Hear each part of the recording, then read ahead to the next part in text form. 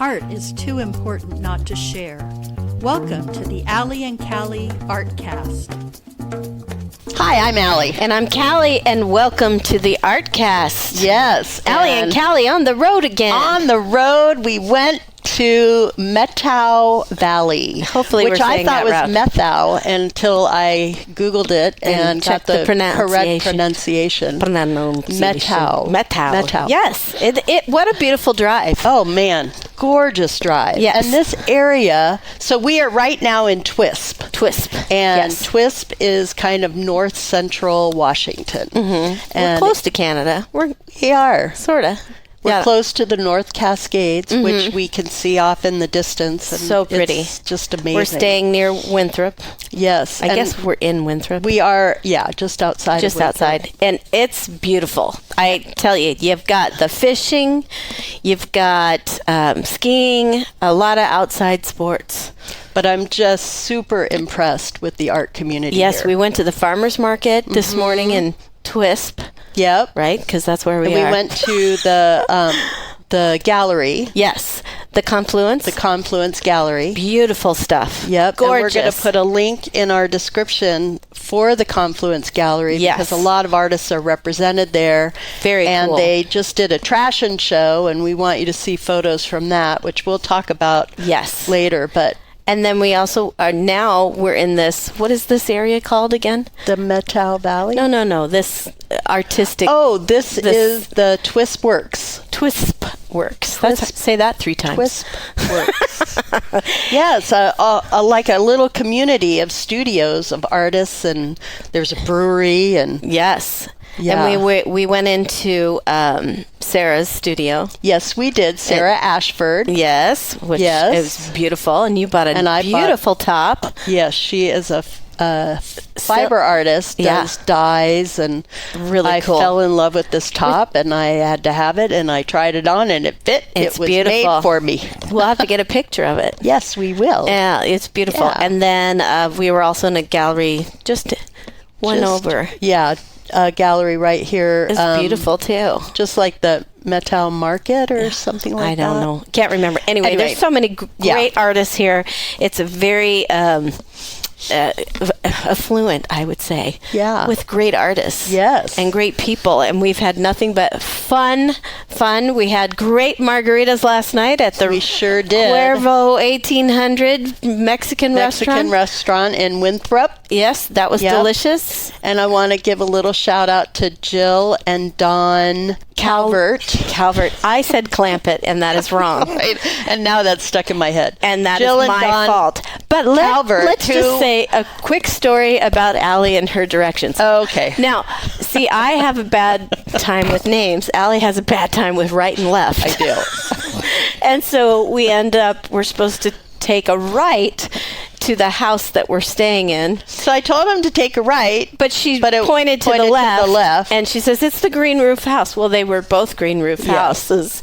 And so we walk into the house. Really nice house. I know. We're very nice. Wow, and this I'm like, is really nice. There's shoes on the floor. There's all kinds of, and I'm like, wow, this is really swanky, that they put us up in. And we're looking at the directions, and it says, there's directions on the fridge. Refrigerator. And we're like, there's no direction. I'm like, we're in the wrong house.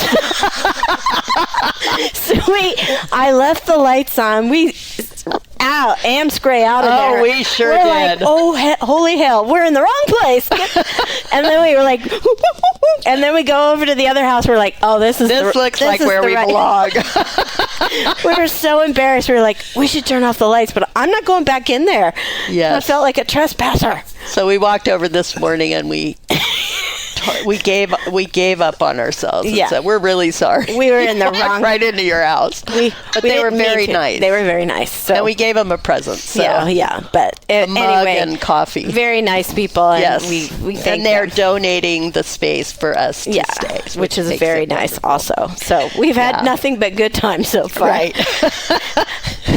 So anyway, we are here at KTRT Yes. which is a local funky little radio station, and we are really excited to be talking to Don Ashford. Thank you for having us. Oh, thanks for wanting to do this. This is fun. Oh, Yeah. yeah. Well, we were listening to your radio station in the car. We were. And love it. Love the music. Yeah, So, the music selection was great. Yes. Yeah. Well, I've been collecting music for a long time. I have I think there's about 60,000 cuts in the collection. Wow. Wow. In rotation. Wow. I would say. So yeah, it's big. It's not a top 40 station. No, Right. but that's why I like That's it. so cool. I know, right? Well, I should say, since this is probably going to be heard by people outside this listening area, we do stream now. Just in the last month, we've started streaming. Oh, really? Oh, Yeah. that's great. Yeah, Well, radio. I'm going to do it because I like this. RadioRoot.com. RadioRoot.com. That's ROOT. Yes. Yep. Not like Route 66. Right. No, I'm just saying. Yeah. that is a little bit of the reason we named it that, though, because we're on Route 20, and so back when we were deciding what to name it, I liked ROOT as well, because I just sort of like that kind of music, just rootsy music. But then I also liked the idea of square root. The square root of something is the radical, and I've always sort of liked the unusual. So, Right. That's fun. So it's a big collection of kind of unusual stuff. I like it. Cool. Well, tell us a little bit about yourself and where you're from. And Okay, well, let's see. I'm pretty much a Washington State boy, and was born north of Seattle, what would now be considered like the Northgate area. I lived there once. And then moved to Lacey, which is next to Olympia. Went through grade school and junior high there, part of junior high, and then moved to Spokane. And went all the way through high school there, and went to North Central High School. Okay. okay. One of Yeah. Kristen's mom Yep. went to high went to- school in Spokane. West Valley. Gotcha. And then after that, I attended WSU for a couple of years, and then finished at Central Washington, Ellensburg, and got a degree in art with a minor in physics. Which I think is Wow. really fascinating. Why?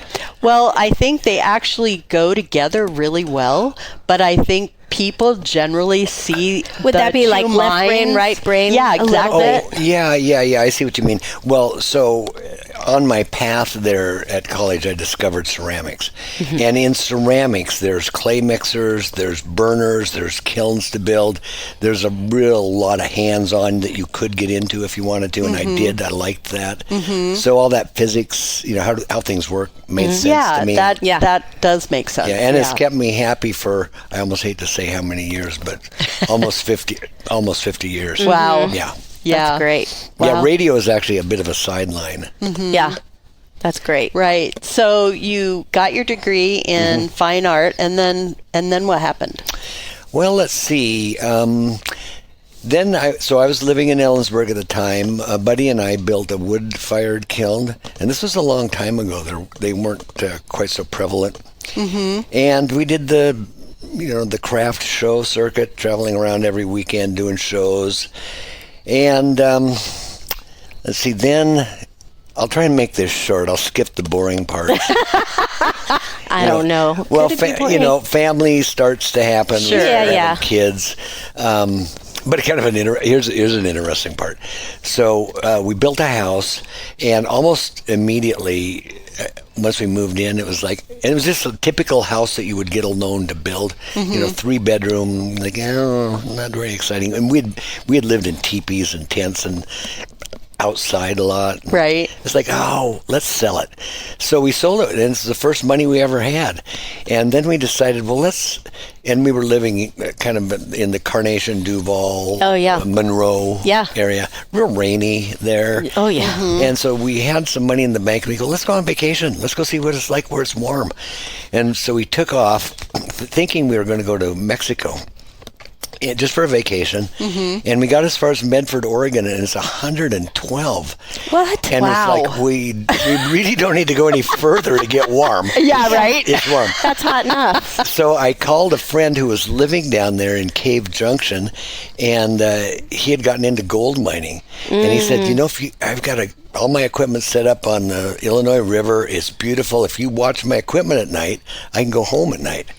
I go, yeah, we'll do it. And it was totally magical. It was in the middle of an actual designated wilderness area. There was this huge waterfall, tons of fish, real deep water, beautiful. And and it was part of a grandfathered-in homestead. So the lady who had moved there in World War I was still alive. And they were kind of taking care of her, bringing her groceries and stuff. And so we got to meet her. And one day she just goes, I think God sent you kids to me. And I go, God, I don't think so, Betty. I think I'm on vacation.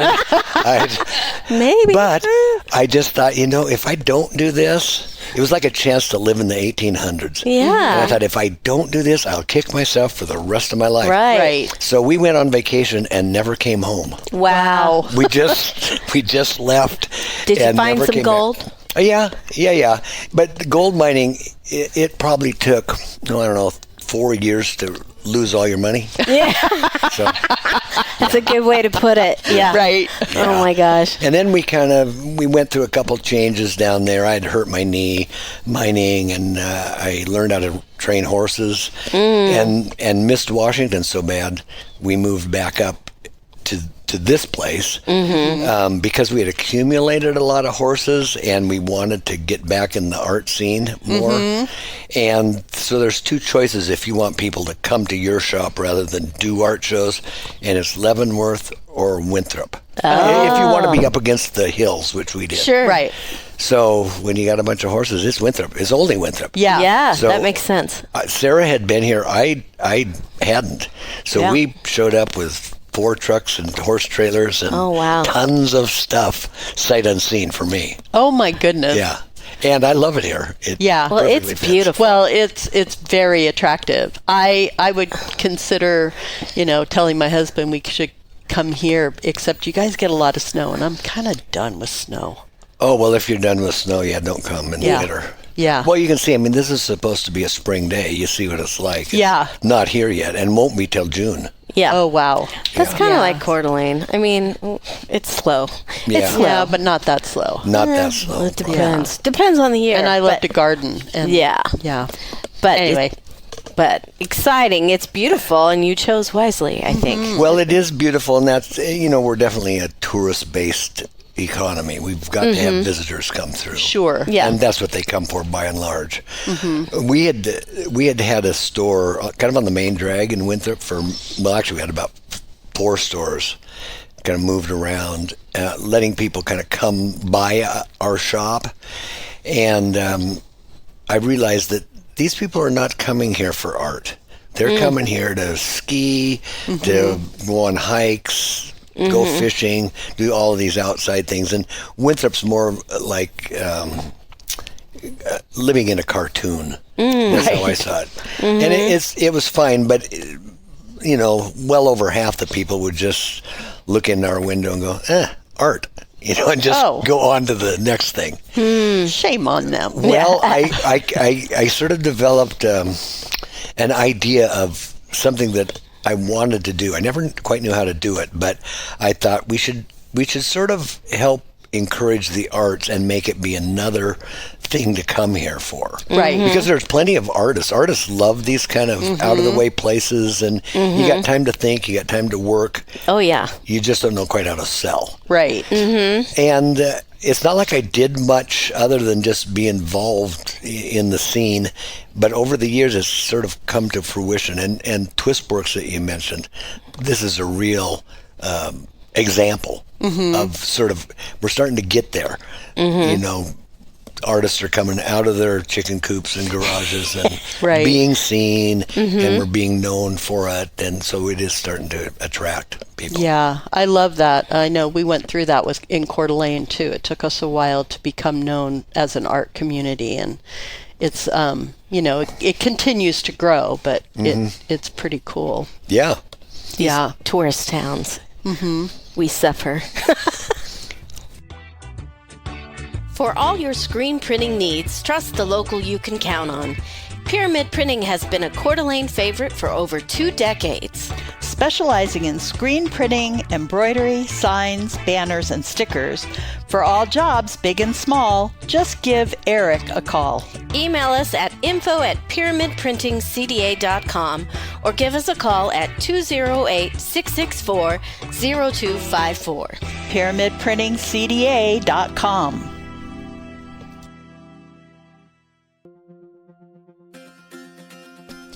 Add a little flair to your special events with Scraps Barbecue, a great catering choice for your next gathering. Specializing in golf tournaments, sporting events, weddings, and other family friend gatherings, their commercial kitchen can be on site, or you can choose to have a fully catered meal delivered right to you.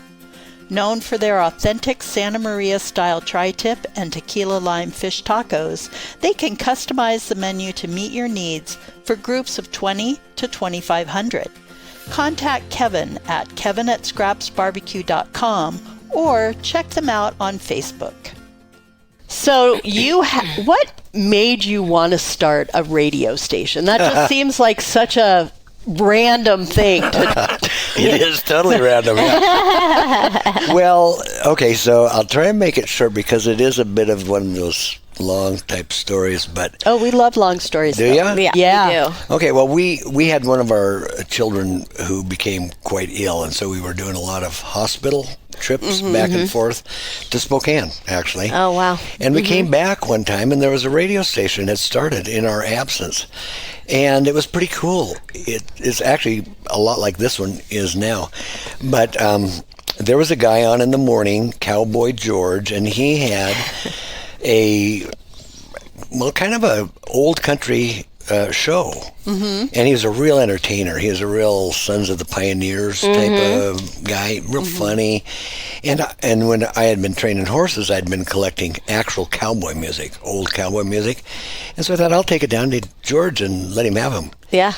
So we went in there and met him and gave him all the records I had, and got to know him a little bit.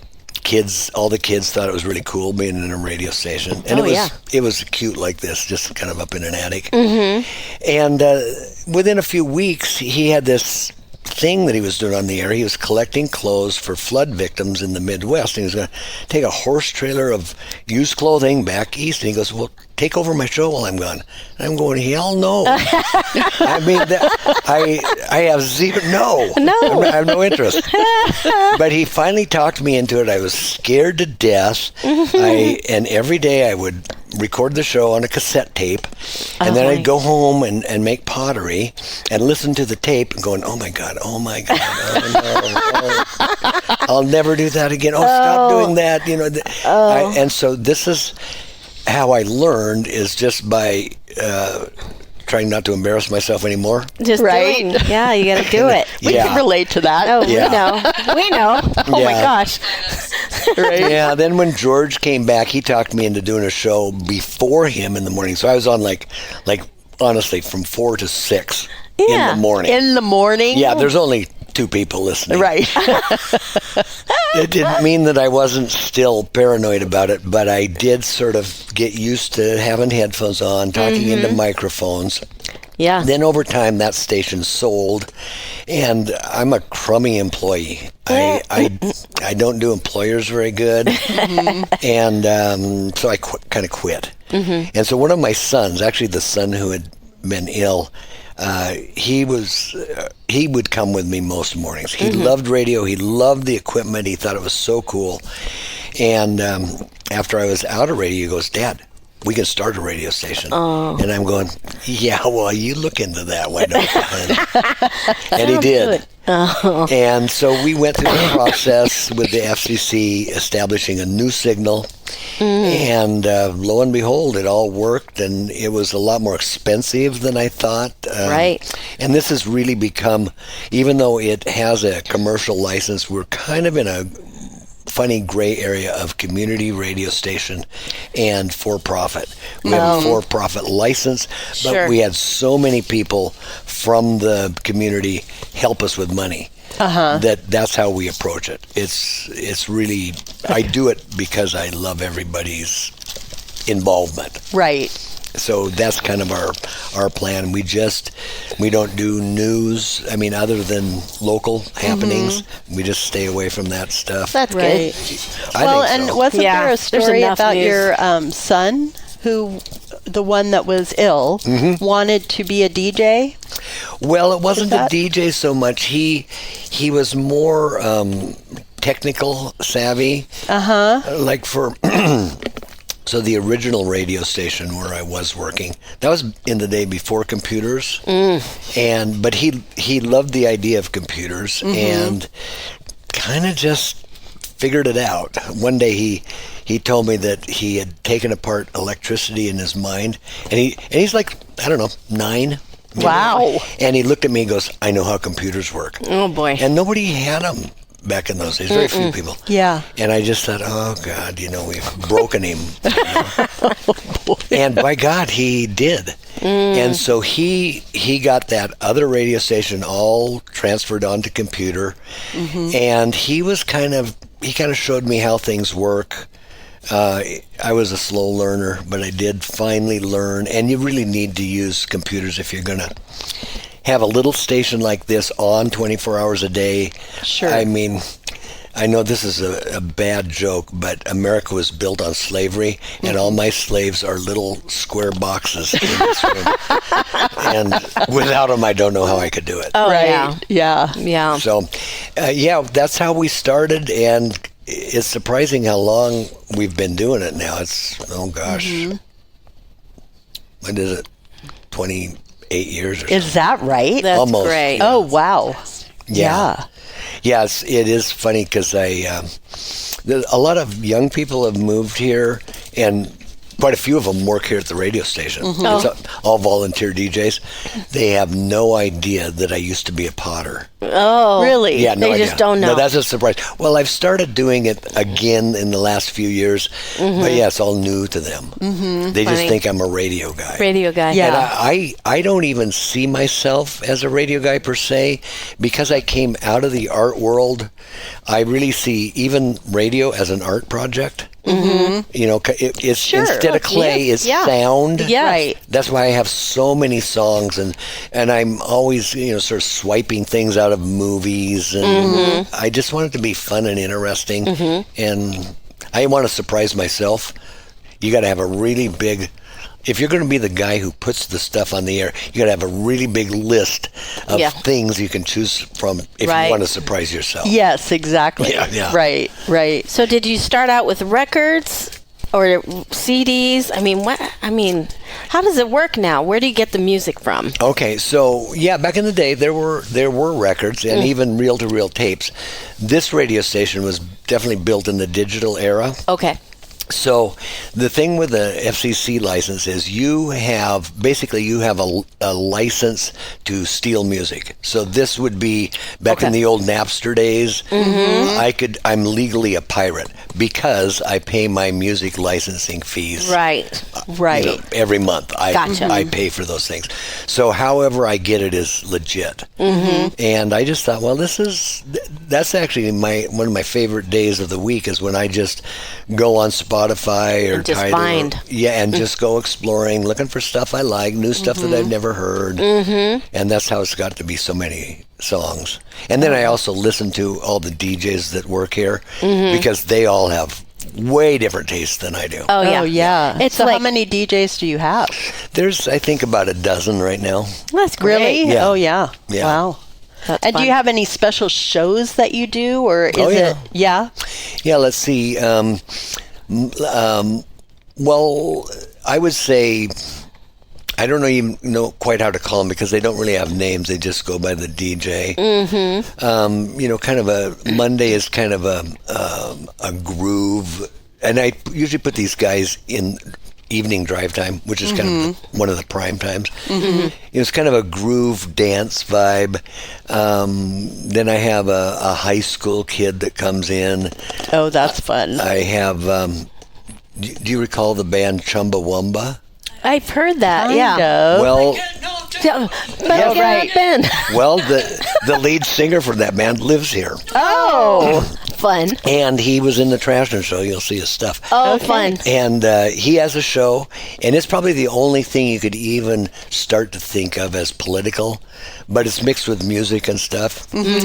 I have one called the Fast and Furious Show, which is it's kind of a headbanger type of show, but the guy's actually a sculptor, and so his I just actually talked to him about a half an hour ago, and he sees his show as a construction, and so he has lots of different things that he takes out of movies, funny things he takes out of video games, interspersed with this heavy kind of music that I'm completely unfamiliar with. But he's turned me on to stuff like these sort of Scandinavian scream things. Oh. It sounds like that type of stuff, except they're done with operatic singers. Ooh. Oh. I might like that. Well, unusual is a key. I'll go for unusual. Yeah, that's cool. Yeah. And, oh gosh, let's see what else we got. I've got a show that's kind of a radio theater of the mind show. And one of my DJs has been blind since birth and grew up in Sweden. So she builds her show as a blind person, which she's the most computer savvy person I know. Oh boy. It's amazing.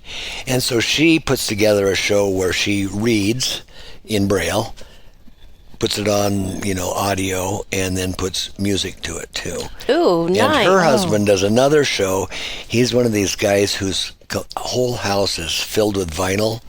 He has the most obscure stuff. They build me a show every week. I know I'm forgetting a bunch of them. I have a cooking show. Oh, that's good. I have a fishing show. How fun. Well, you're in fishing territory. You got to have a fishing show. Yeah. It's eclectic. I love that's it. Really cool. One of the things that I will bring up here, I know, like I said, I'm forgetting a few things, but we have a segment called The Whole Damn Valley. That's the name of a book, and it's a book of a lady who's written for the newspaper since the 70s. And so she wrote this book of stories she wrote for the newspaper. Oh. So it goes way back, talking to people who have been long gone now, but pioneer families and the most interesting stories. And that is probably one of my most beloved things on the radio, because I feel like when you live in a place like this that's become popular, there's been big influx of people recently, and we don't know the past. Right. And the past was really very cooperative. I remember when we first got here, there weren't too many young people, and we were kids too. And I met people who had, they'd gone through the Depression here. And I heard this story many times, like, we knew a depression was going on, but we didn't feel it. Yeah. It was the same old for us. Right. The things they did, working together, and it was just the same. And so I think that's a kind of a valuable lesson even for today. Yeah. So I'm really happy to sort of bring those stories out too. Oh yeah, the history really of the cool. town. That's I love the history that. of the people. Yeah. I love it. Right. What was that called again? That was called The Whole Damn Valley. The whole I damn love valley. that. I know, that's really cool. We also have a Mental Health 101. Oh, that's good. Yeah, I know. That too. We could all use that. I'm not saying that because I'm looking at you and thinking anything. It's not that. You must be reading my mind, Right. because I need some help. Oh no, I'm thinking of bartering some time with those doctors. Yeah, that's great. Yeah. Though. Oh, man. You offer a lot. That's wonderful. Right. Well, I that's know. the fun thing, I don't have a boss, so I That's can just great. Right. do Like, whatever try comes it. in Well, the door. we're available for an interview anytime. Yeah, I know. Well, you would be are fun. doing something that I do think is important, and like I said, what I've been trying to see, spring to life in Twisp is just bring art as a focus. Not, and it's not really to just attract tourism. I think art is really needed for the people who do it. Oh, for sure. Yeah. And I have a very wide open approach. I should just say creative. Yeah, creative, right. Yeah. Because it can be anything. Oh, yeah. It really can. If you're busy doing, putting things together. I mean, I frequently look at my hands and I go, I just don't know how you could live a life that doesn't utilize these things. Because they're so magical, and we all have them. You're missing out if I were to sit in a cubicle or something, I'd just go, no, It'd be hard. something's missing. Right. I have over the years, especially working for the arts, heard people say over and over again, I don't have a creative bone in my body. And I'm like, I Yes, don't you do. believe that. Everyone I think does. you do, but people think that it's got to be art. It doesn't have to be art. No. I tell people, well, you can balance your checkbook. That's art to me. Yeah. Having a shop that has a lot of the stuff we made in it, I've had that comment a lot of times too, and I've thought about it a lot.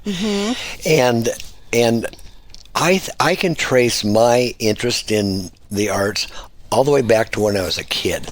And so I've kind of come up with the response that I think you just need to go back far enough to where you lost your grip on the rope, Right. and grab it back there. Yep. Because when we were little, it wasn't rocket science. You just Right. did it. It was what you did. Yeah, Right. you just did it. You grabbed crayons and you drew. Yep. And somebody may have told you need to grow out of it, or this Yeah. isn't what you do when you're a Right. teenager or something. But I Or disagree. like the teacher that said, Stay in the line. the sky isn't orange, it's blue. Yeah. And then you get that thing in your head that you're wrong. Yeah.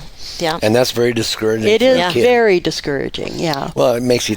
Well, everybody has this idea. I think that you want to be good at it almost Right from away. the start. Yeah. Right. Oh, yeah. And that doesn't work that way. So it's got to always be about encouragement, I think. And practice. Yeah. So here's a pottery practice story. So when I got out of school and was making pottery, and we're going to all these art shows, and the Northwest is full of good potters. I mean, we have a lot here, and I wanted to be one of those guys. And I just kept trying for a really long time.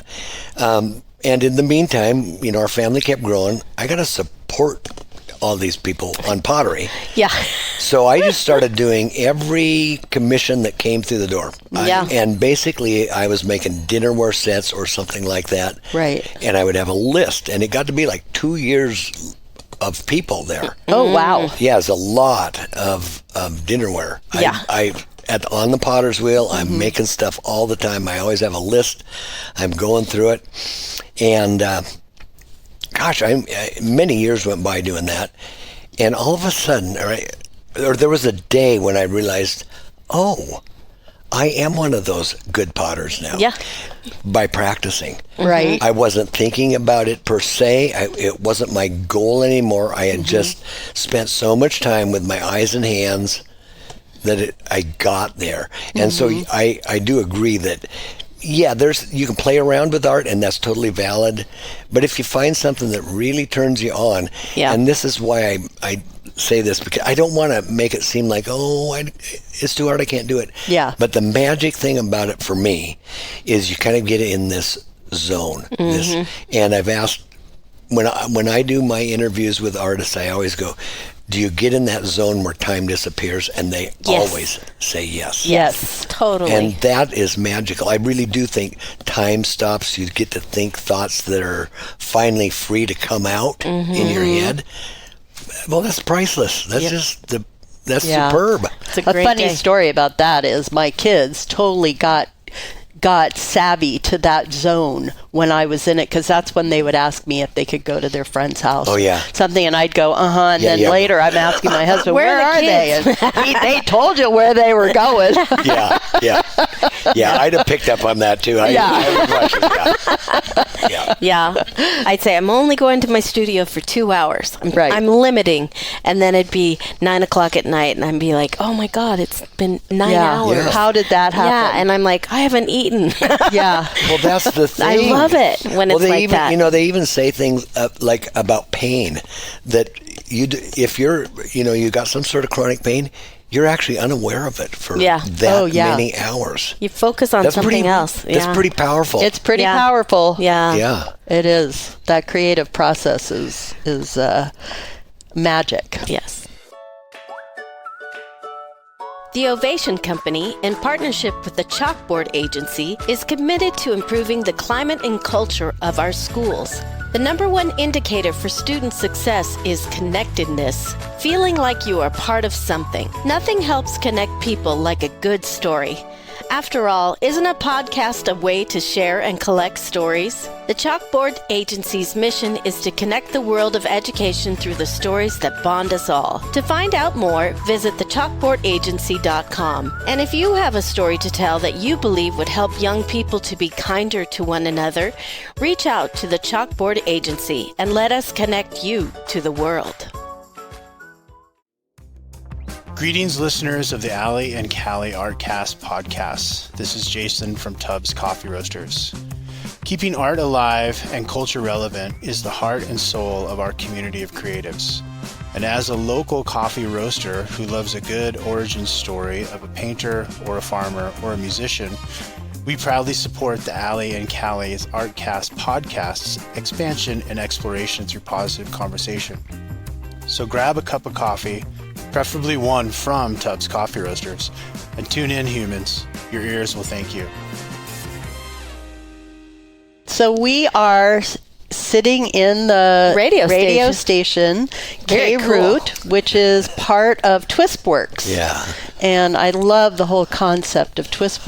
So why don't you talk about that a little more? Yeah, actually, the room we're sitting in used to be the attic that the Forest Service stored all the saddles and trail working equipment. Mm-hmm. And so it's kind of been civilized, obviously, but it is a former Forest Service complex. And I don't know, it's been probably 14, 15 years ago, they decided that they were going to surplus that, sell it. Oh. And they were going to sell it on the open market, and it was going to be an auction. Mm-hmm. And, it's right in the middle of town. Right. Yeah. So it was kind of a big deal, like, what's going to happen? Of course, townspeople go, do one of those, 100-year leases for $1 and give it to the town or something. Yeah. Mm-hmm. Well, no, they couldn't. They needed the money. They were going to do it that way. Right. Then you think, it's going to turn into a casino or something like that. And there was the starting bid had to be $1 million. Ooh. Oh, boy. So that cuts them right down. A lot of that weird speculation just disappears immediately. Mm-hmm. And I think it's about 6 acres. It's quite a nice chunk, but there are a lot of old sort of WPA era buildings here, real nicely built, but quite old. Yeah, they were built, in the 30s? Mid-30s and 40s, big giant garages to work on equipment and store things, and really cool ad buildings and a couple resident buildings. A local family, and I don't think I'm free to share the name. They don't really look for personal advertising. Right. Mm-hmm. That's okay. They said that they would give $1 million to this project, with the only stipulation being that within 10 years it became an asset to the community. Oh. That's it. Wow, what a challenge. Yeah. Well, it was what we'd all been waiting for, and we'd had all of these sort of brainstorming ideas of things we could do, all of which would end up being a benefit to the valley. Yeah. So it was bought. It was administered through different groups that were set up to administer it. We've been through several different directors. A lot of things had to be sort of maintained and brought up to speed, all the utilities and things like that. But there's some real unsexy projects like paving the parking lot. Yeah, right. That's like $1 million job. Right there. Oh, yeah. wow. Yeah. Well, and there's been a long history of social giving around here who people want to see this thing work. So it's been a huge play of just people wanting this to happen. And, you know, it is a bit of a parking lot, even though it's kind of a social gathering spot with kids and stuff. We have to drive really slow. Yeah. Because there's kids and there's Sure. a brewery and there's kind of a park and a stage, and there's just a lot going on here. And it's kind of wide open for what we've found is you could have all these ideas that so-and-so or this or that should come. Well, it really depends on what artists or creatives are out there who want to come. Right. This is their time. Yeah. I'm coming out of the chicken coop and I'm coming to town. Yeah. That's how it was with this radio. Yeah. I was doing it in an attic in my house, and it's like time to go public. Yeah. Yeah. And so that's really happened. A lot of things have kind of started here and then maybe spun off onto Main Street. You know, it's a bit of a generator. Yeah. Well, it's a great Wow, spot. I know it's a great space. So there's an area where do you do concerts here? Yeah, that big circle. That right? Okay. Very the cool. pavilion. The pavilion. Yeah. Right. Fun. Well, I love it. I love that you have a little bit of everything. The brewery, the food. There's food there. I think I saw that. And then the artists who are represented in either the little marketplace or their own studio. Yeah. It's really brilliant. That's the Made in the Metal store. So that's Right. what it was. like my wife has her studio where she works, and she's there so often. Yes, she will do sales from there too. But some of the artists, it's just a workspace, Right. And they want the Made in the Metal shop to sell for them. That I makes sense. see. Yeah, That's okay. yeah, And the tattoo, what was that? Oh, tattoo and brooms. Brooms. yeah. What's that about? Well, that's two different people. One, oh, okay. Okay, because we were One's- like, what could that be? yeah. One's a broom maker. I love it. Yeah, and one is a that tattoo makes sense. artist. Yeah, Okay. and there's one of her tattoos. Oh, that's Oh, nice. cool. Yeah. Nice. Cool. Okay, well that makes sense. Yes, now that Yeah. makes sense. It's not We the didn't same. walk Not to the that same business. I know. We didn't Yeah. walk on that side of the street. Right. So Well, we'll check it get out over there. That's cool though. Right. Oh. But there's a couple of architects over there. There's several different woodworkers around. We did have a glass blower. She's moved on to another spot, which is kind of what we want. Yeah, I mean, rotate, Well, maybe. you don't want to be robbing the main street of artists. Sure. So we realize that there might be a better space for you, Right. but feel free to start here. Right. Yeah. Well, that's Yeah. great because you're kind of incubating Yeah. these artists and then letting them fly, really. Yeah. Which is cool. And you're not that far off the main street. I know, you're not No. that far. I mean, really, We're really Twisp close. is pretty small. Yeah. Well, yeah. What is the population? Do you know? What is? The population of basically each little hamlet up and down the valley is about 1,000 apiece. It's 5,000 total. Oh, Okay. okay. Yeah. Okay. In But Methout Valley. Well, Winthrop's about 1,000. Twisp was about 1,000. Okay. Carlton, Methout, they're a little bit smaller, and then but there's a lot of little valleys that feed into Okay. the main stem. And your ceramics. You're still doing your ceramics, right? I have started again, actually. Good. So there's a lot of different things that happen here, like a particular day, a art walk day or something like that. So I had found this. Basically, it's almost straight below us here in the basement, a space, and potters love basements because they're cool. Oh, yeah. And kind of dampish. So I asked if I could rent it, and I kind of fixed it up. But really, I'd had it built, I don't know, for 2-3 years, and it was great. I could go in there and fiddle around, but I really had not done much. And then it just seemed like, well, why don't I haul my potter's wheel out and demonstrate?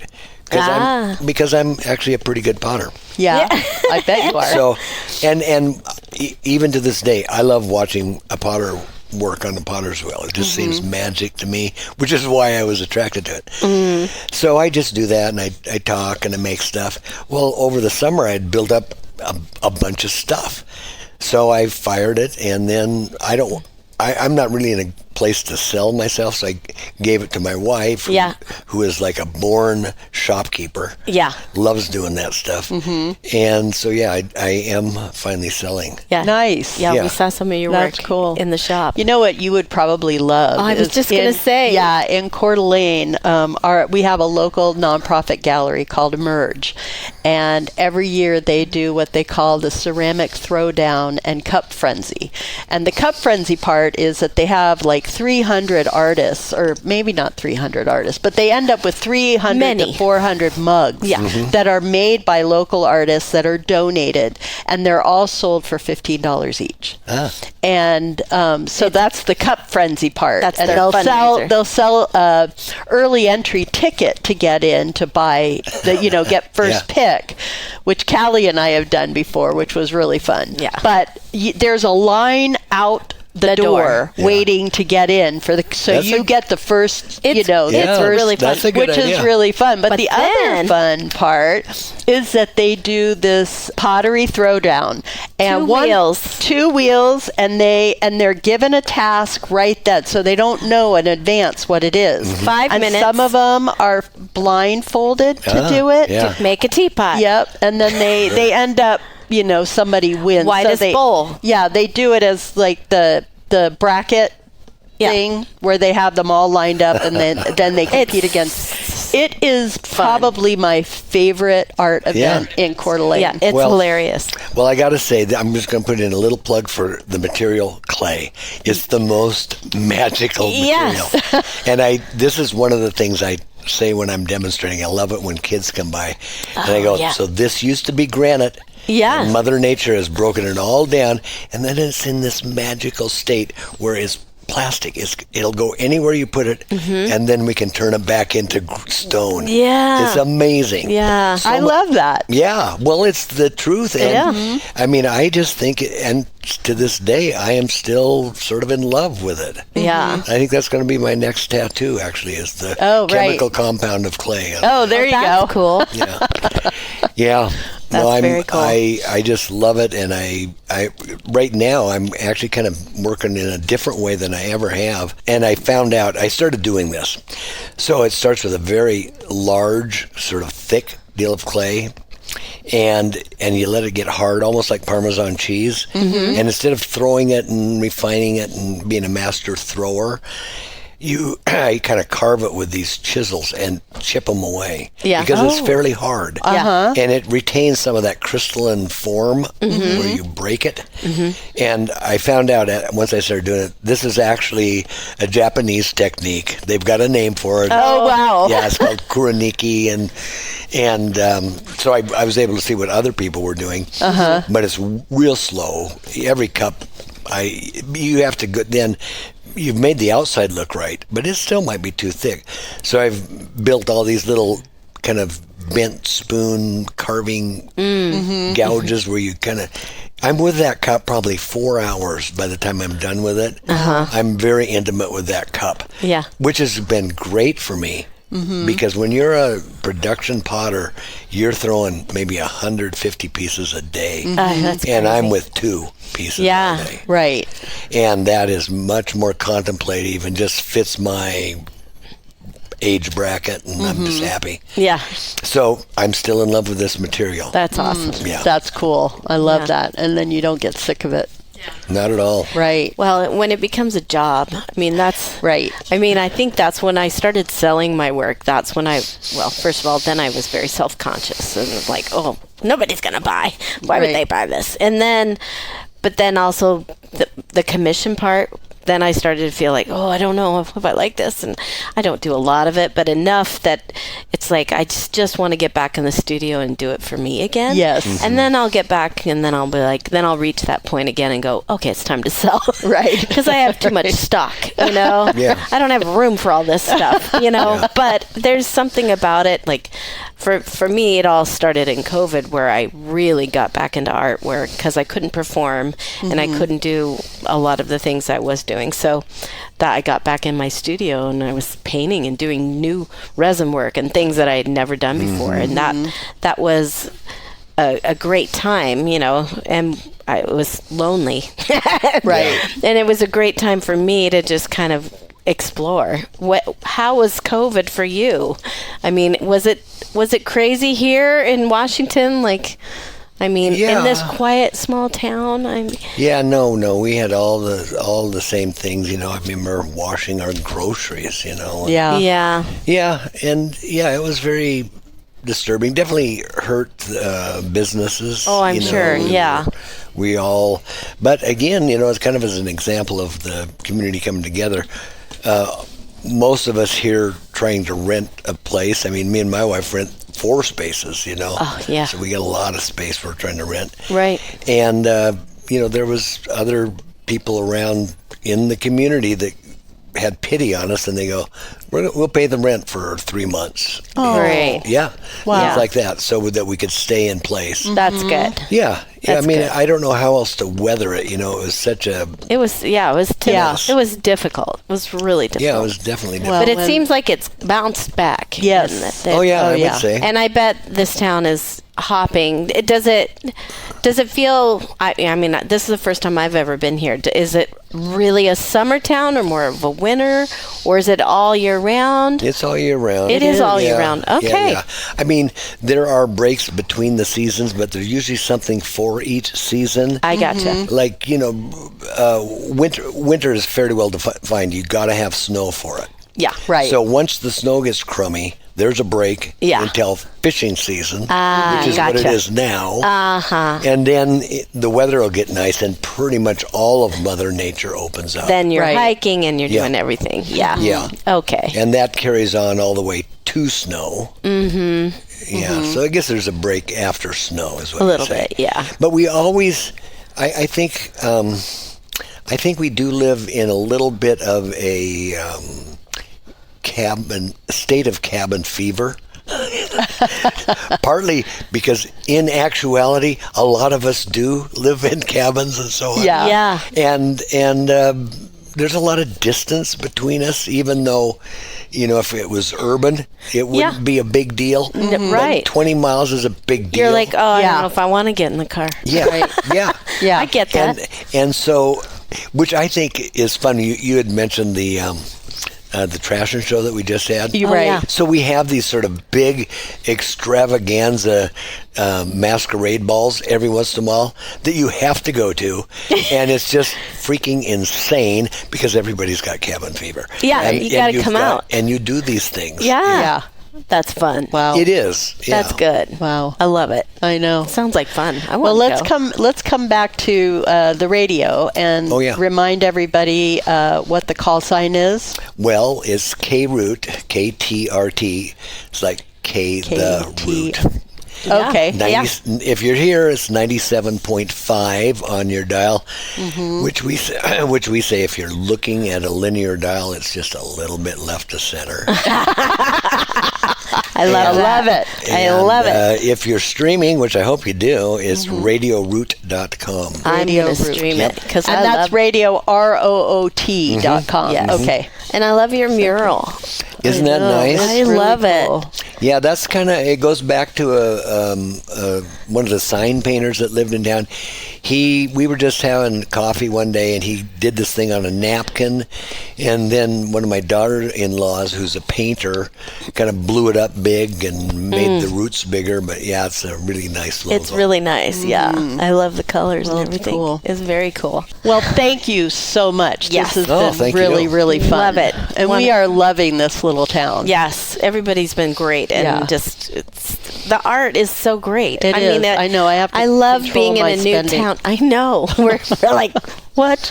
Watch out. I'm not doing a very good job of so far, but that's okay. It's okay. It's all right. It's new art. It's new to us. It is. And we deserve it. We do deserve it. Everyone deserves a little new art. Well, Dawn, I'm going to definitely be paying attention to K-Root on the streaming. Me too, I think because I love the fun. music. I like a little off-center, because I'm a little off-center. Yes, you are. No doubt. I'm a little left of center. Well, our next next episode is going to be talking a little bit more about the Trashion Show that we just referred to when we talked to a local artist, Janet Fagan. So that'll be fun. You'll love meeting her. Yeah, I can't wait. Can't wait. Yeah, that'll be great. So thanks for having us here, again. and your lovely dog. Yeah. I know, your little cute puppy. She looks Priscilla. like she conked out there. She's Yep, conked. it looks like I love she it. says podcasting is boring. Thank you so Thank much you once again. Yep, and I'm Allie. I'm Callie, and whatever you do today, make sure it's creative. The Allie and Callie Artcast is sponsored in part by Tubs Coffee Roasters, globally sourced, locally roasted coffee. Scraps Barbecue, a locally owned catering company. The Ovation Company, standing for what is right and good. And Pyramid Printing, a Coeur d'Alene favorite for over 2 decades.